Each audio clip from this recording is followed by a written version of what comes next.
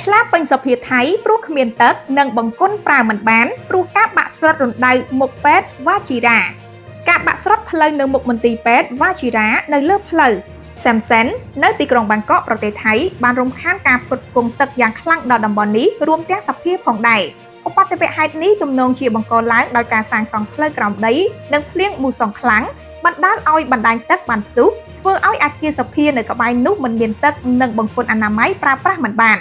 រណ្ដៅជម្រៅ50ម៉ែត្រដែលលិចរូបរាងនៅមុខពេទ្យវ៉ាជីរ៉ាកាលពីថ្ងៃពុធទី24កញ្ញាកើតឡើងត្រង់ចំណុចផ្លូវរថភ្លើងក្រោមដី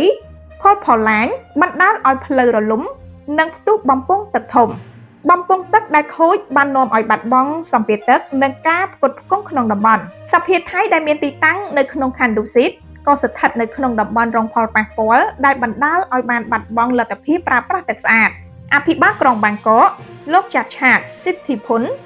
និងនាយករដ្ឋមន្ត្រីអនុทินឆាវីរគុលបានប្រកាសថាទីតាំងនេះជាតំបន់គ្រោះថ្នាក់គ្មានច្រកចូលហើយកំពុងសម្របសម្រួលការជួសជុលជាបន្ទាន់មន្ត្រីក្រុងកំពុងតែរៀបចំប្រភពទឹកជំនួសសម្រាប់ប្រជាពលរដ្ឋការជួសជុលនៅតំបន់នោះត្រូវបានគេរំពឹងថានឹងចំណាយពេលយូរជាមួយនឹងបញ្ហាដែលអាចកើតមានរយៈពេលវែងទាក់ទងនឹងការសាងសង់ផ្លូវរួមក្រោមដី